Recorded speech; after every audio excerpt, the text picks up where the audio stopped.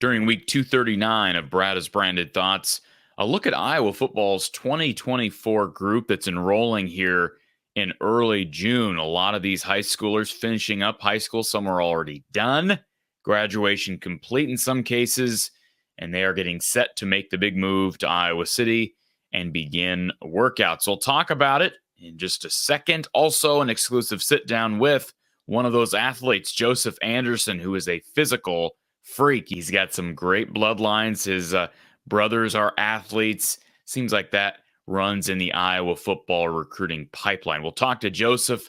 All that coming up during week 239 of Brada's Branded Thoughts. You're watching from the Hawkeye of the Storm. Let me introduce you to one of the proud supporters of From the Hawkeye of the Storm, Iowa floor covering down in Bondurant. Now, for the last year and a half, you've heard me talk about this great company in the heart of central Iowa. They've got their tough core, click together, 4.5 millimeter waterproof vinyl flooring, great for you DIYers out there. But even if you're just a contractor or you need a different type of flooring, they've got you covered, whether it be tile showers, carpet. Give Iowa Floor Covering a chance to serve you better and serve your flooring needs. Visit them online at iowafloorcovering.com. That's iowafloorcovering.com, or you can give them a call at 515-379-7000. That's 515-379-7000. Thank you to Iowa Floor Covering in Bondurant. Week 239 of Brada's Branded Thoughts here from the Hawkeye of the Storm. And yes, we are in the smack dab of middle of the offseason as it relates to Iowa basketball, Iowa women's basketball, Iowa football, but still plenty to talk about because we've got summer conditioning just about set to start, and that means the enrollment of a number of freshmen, most of Iowa football's 2024 freshman class.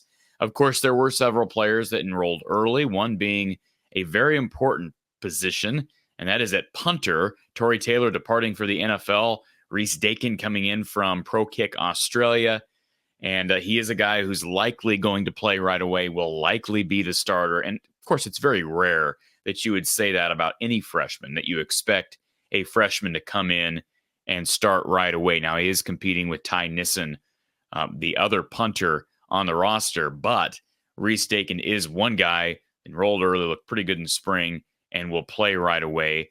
Also, Gavin Hoffman's a young tight end who enrolled in the spring and has a chance, although it's a deep tight end room, especially with the return of Luke Lachey, who was injured during most of last year. Josh Janowski, a guy who we had on the show in recent weeks as well, he also enrolled in the spring. Iowa always needs help up front, but those were your three spring enrollees. Of course, the rest of this class hits campus here in early June in most cases. Most guys finishing up with high school right about now. I'm recording this on May 28th. I know here in Ames, the high school ceremony was over the weekend. So that means the start of a new era for a lot of these young men. And we've had conversations with a number of them. Of course, if you missed any of our segments, any of our interviews with future Hawkeye athletes, you can click on the recruiting playlist or the Brada's Branded Thoughts playlist here on YouTube, if you're watching or listening on Spotify, I should say, or Apple Music, Amazon, etc. You can find those shows in audio format as well. But let's take a look at some of these athletes who will be enrolling here soon in Iowa City, and we'll talk about which athletes have the opportunity to make the biggest impact early, potential playing time as true freshmen. And we're going to look at it from three different perspectives, because I really think there's three criteria to look at. The first being position need, right? So there's, of course, no doubt Iowa has more of a need at two major positions on the football field this coming fall. One being at quarterback, one being at wide receiver. Now, you could argue Iowa addressed both of those positions, quarterback and receiver, with a couple of Northwestern transfers, Sullivan at quarterback, Gill at receiver. If you missed those recent recruiting videos, certainly goes back and check those out on the channel. And I don't see freshmen coming in and helping at either of those positions right away. I mean, James Resar is Iowa's 2024 quarterback, but it would be unbelievably bizarre if he came in and somehow played, or that just means Iowa got ransacked by injury this fall, and that certainly would not be good news. So not to write off James Resar and his chances of playing.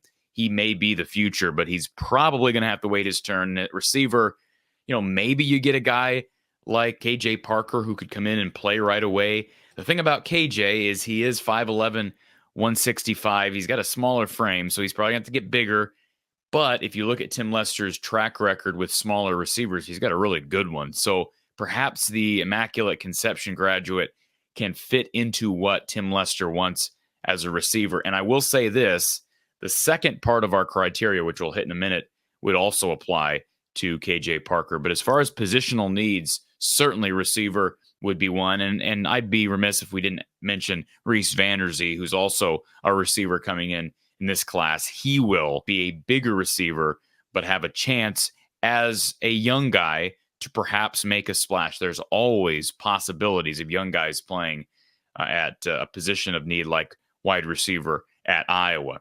Those are really the two big positions of need. Maybe you get a defensive lineman in there like a Joseph Anderson, who we're going to talk to here in a few minutes, a Chima Chineke, who you'll also hear from on this show in the coming weeks. Devin Kennedy is a high upside athlete from the Phoenix area. Maybe Drew Campbell ends up playing early. Those guys all physically impressive as high school seniors and heading into their freshman year. They've got a good, solid group of young defensive linemen, and Iowa has not added anybody out of the portal. They did toy with the idea during this past portal window of perhaps looking at a defensive lineman because they did lose some there last year. Joe Evans departing. You lost Logan Lee to the draft. Ontario Thompson was a guy they brought in, thought he might end up being a factor this year. He ends up transferring to Western Michigan in what I thought was maybe the strangest portal move of anybody on Iowa's roster last year, but I guess that is a discussion for another day. So maybe defensive line is another, but boy, Iowa pretty loaded across the board if you're looking at any position other than those three: quarterback, receiver, defensive line. They're deep at linebacker, deep at DB. Maybe you get a young guy that comes in and plays DB. That's always possible with Phil Parker's squad. But, they're pretty solid there. They've recruited well over recent years. I think they've got some young up-and-comers who have not been able to see the field yet. Running back, they're deep. Tight end, they're deep. So let's move to our second line of criteria, which could factor into a young guy playing early, perhaps right away. And that is just positions that inherently are easier to play at a young age. And I'm talking positions like receiver. So there's that criteria for a guy like Reese Vanderzee or KJ Parker.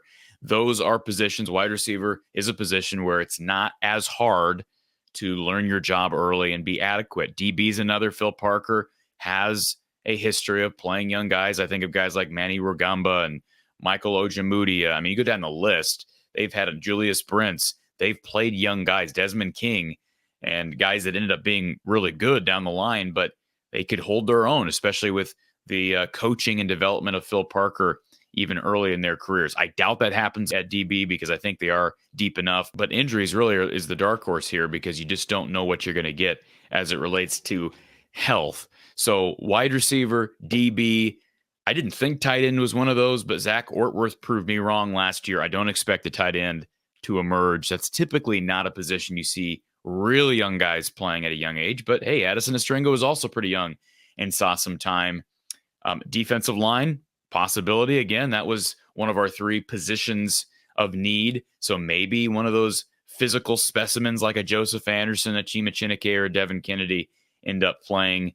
And, after that, I don't see a safety playing. A guy was pretty good, I think, at safety right now. Xavier Wampa, Quinn Schulte returning. They've got a young guy in Cohen and Tringer. And I know a lot of people like they're real deep at linebacker. That's not a position you're going to see a freshman play very often, if ever. And then offensive line, same thing. It's very rare that you're going to get a freshman coming in and playing right away. So let's move to our third line of criteria, and that's just sheer talent from the guys you have coming in. Which players are poised or potentially poised and ready to play right away? Who's talented enough to do that? They've got a talented class. It was a balanced class. We talked to a number of these athletes back on signing day in December. I remember saying myself, I thought it was one of the more balanced classes we've seen out of Phil Parker, Kirk Ferentz, etc. But that's typically what you're going to see out of an Iowa football class. They're not going to be getting a bunch of 4- and 5-star kids, but good balance. And the guys that are 2- and 3-star kids, which make up the majority of the class, are probably flying under the radar and will exceed expectations.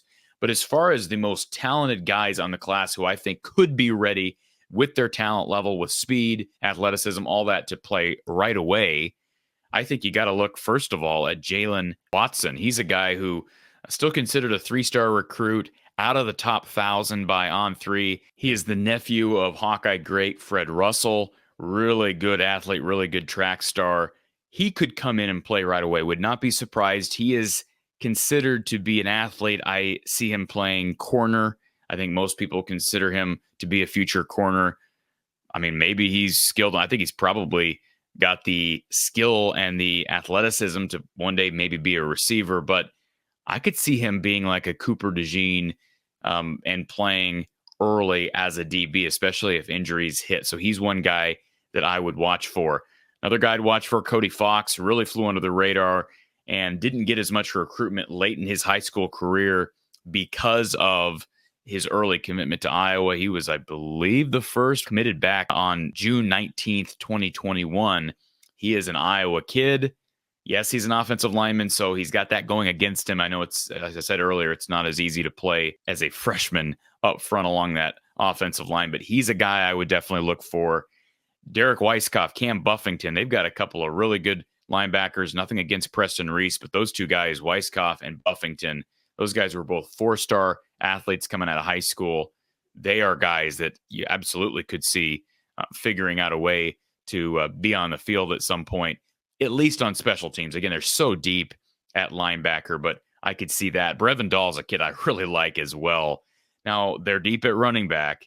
He's coming off a serious leg injury. He broke all kinds of records here recently for ADM down in Des Moines. He is really, really talented, and I think flew under the radar. He was, ranked 634th nationally by On3, the 50th best running back in the 2024 class. He is a guy who has the talent to play right away. Again, we're talking about guys who are enrolling here in the summer. Of course, Gavin Hoffman would be on the list as well, who enrolled here this past spring. And then after that, I mean, there's a number of guys I like, really like Will Nolan, really like Michael Burt out of Omaha, really like Cade Borad, who's transferring over from North Dakota. He'll be enrolled here in the coming weeks as well. So not a true freshman, but he's coming in as a walk-on who will eventually earn a scholarship. And then those defensive linemen, like I mentioned, Joseph Anderson, who we're going to be talking to here in a little bit, really good upside from an athleticism standpoint. So I guess overall, my general takeaways would be there are a number of guys that I could foresee playing, but I think the best chance of a young guy, a freshman playing early, one of these summer enrollees, would be guys that fit two of those criteria. And I mean, honestly, I think Jalen Watson's probably one of those, because we do see guys who are playing DB, corner, play early. Jalen Watson's got the talent, the speed to do that. Perhaps KJ Parker, certainly a need at wide receiver. It's a position that typically it's not as hard to find time early, so watch for him. And, position of need, defensive line. So maybe one of those defensive linemen end up playing. Special teams is going to be a lot more open, right? It's much more possible that a number of these guys could find their way onto the field on special teams. But those would probably be the guys that I'd be watching for as they begin summer workouts, conditioning, and as we hit fall camp. It's going to be interesting to see what different development timeline, all that fits in with Tim Lester's new system and just how he operates things. Of course, Iowa also added some out of the portals. I mentioned Cade Borad out of North Dakota. They added the two kids from Northwestern. They may not be done in the portal. It's also possible that somebody could be placed as a walk-on. I mean, somebody's going to have to be moved to a walk-on status anyways on this roster, and the Swarm may end up picking up the dollars for that scholarship, but they're over the limit still, so they're going to have to figure that out. But watch for those guys. These next few months are going to be crucial for the development of some of those young players who could maybe help Iowa early in their careers.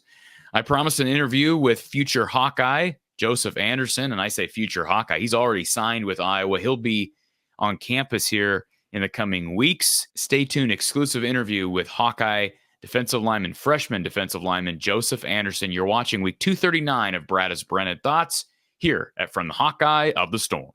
I want to take a moment to remind everybody to head over to our social media. If you're not on Facebook, Instagram, or Twitter, I should say, following this show on Instagram, Facebook, Twitter, be sure to do that. Help us grow our social media page. As you do that, you're supporting the show. Of course, all of our sponsors, a great way to support. You can also donate to the show.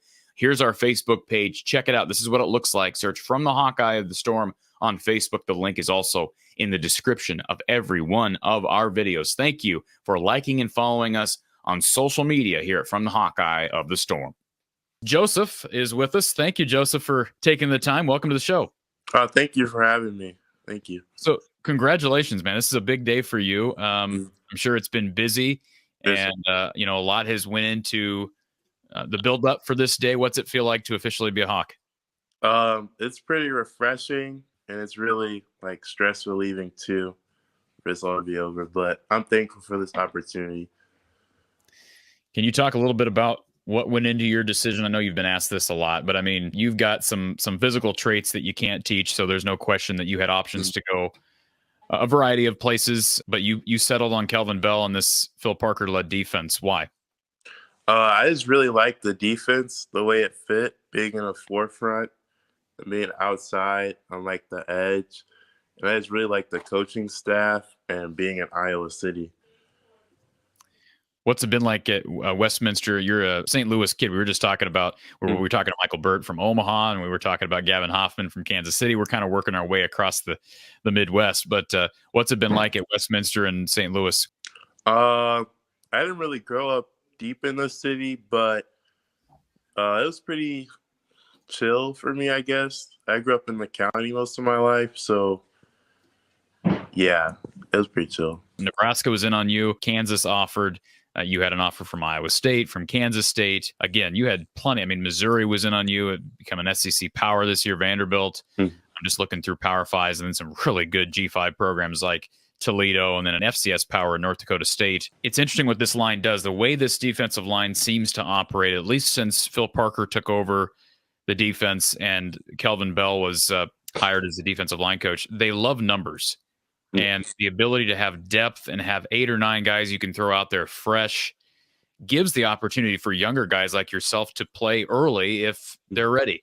And if they're not ready, you have a guy like Ontario Thompson this year who comes in on defense, Joseph, and blocks a couple of punts. Right. So do you kind of take the same approach that, hey, whatever it takes to get me on the field, that's what I'm going to do? Yes, sir. I just plan on going up there and working extremely hard and following what the coaches have for me. And what's your greatest trait as a defensive end? I mean, physically, you've got size, you've got length. What would you say your best trait as a defensive lineman is? Definitely my speed coming off the edge. Yeah. So what is your speed? Can you give us an idea on your 40, or have you ran the 40 or a 100 meter? My 100 was an 11.4, and then my 40 was a 4.7. Okay. When you decided on Iowa, what was your visit like? I mean, what was it that ultimately sold you on the Hawks? Was it the fact that you're going to kind of still be close to home? Was that a factor? What was your criteria like? Definitely the proximity to home, that played a part because my parents can come to my games. So that was pretty important to me. And then kind of just how I felt there around the coaching staff. So if I didn't feel comfortable, or if I felt like I just something felt off, which nothing really felt off there, that was kind of the reason. And you get to play for the best assistant coach in the country. Right. What does that feel like now that that's pretty exciting to me, honestly. It was really exciting to see that, and like I'm happy I'm going to be coached by him. So. Can you talk a little bit about your upbringing, Joseph? Who has meant a lot to you in your development, not only as a football player, but as a young man? Now you're entering adulthood. You're going off to college. I'm sure your family's nervous but excited for you. Who's been a big source of help and support during your teen years? My parents. They've always been the ones there for me, especially my dad, taking me like track meets and stuff and practices, and then my brothers too, because they're playing college football right now on the Division I level. So they're always an aid to me and giving me tips and stuff, like getting me ready to go up there and be a Division I athlete. Where are your brothers at, Joseph? My oldest brother is at Yale, and then my older brother Josh is at Eastern Michigan. Wow, Yale. So Mhm. you got a bit of a brainiac in the family. Yes, sir. So he's playing for Yale. What's it like to play for Yale? What has he told you about playing for an Ivy League school? I mean, he seems to really enjoy it. I don't really hear that many complaints. So, yeah, Okay. and they just won the Ivy League championship back to back, so he's enjoying it. But you're the best football player out of all of them, right? Right. What positions do they all are they also defensive linemen? No, they're actually tackles. Oh, okay. Yeah. Offensive tackles or Yes, defensive sir. tackles? Offensive tackles, my fault. Nice. Very cool. Well, there's a great track record of young athletes. I think of one we were just talking about with Michael Burt, Zach Ortworth, who was from the St. Louis area. He comes in as a tight end, the position that's, notoriously a little bit harder to play early. And he comes in and contributed right away. So Iowa's a place that I'm sure you know this, and you've been told this, that if you're ready to go and you're working hard, whether it be on special teams or on defense, if you're ready to contribute, they'll throw you out there. So congratulations on the decision, Joseph, and safe travels. I know it's ways for you get to Iowa City in June. Enjoy the last few months of high school and living at home, and we'll look forward to seeing you in the black and gold. We'll talk to you next August at Media Day. All right, thank you. Really enjoyed talking to Joseph Anderson. You can tell a St. Louis native, is a humble kid, soft-spoken. His brother plays at Yale. I can't get over that. That's just a phenomenal accomplishment. But as far as recruitment, I didn't follow his brother's recruitment, but would have to think that, hey, he's got a scholarship at Iowa. He may be the most talented of that sibling group. So congratulations to Joseph, and really good athleticism between him, Devin Kennedy, Chima Chineke, just sheer talent and upside, raw talent that may take some time to develop. But as I mentioned, defensive line, perhaps there's a need there for someone like Joseph to come in and play, get some snaps early. And Iowa does play, they like to play 7, 8, 9 guys on the defensive line. Perhaps one of those guys can factor in early. Appreciate you tuning in for another edition of the podcast, week 239 of Brada's Branded Thoughts. Please hit the like button on the way out. And if you're a Hawkeye fan, be sure to subscribe, because more coming down the pipeline as we continue throughout the Hawkeye offseason. We'll talk to you next time.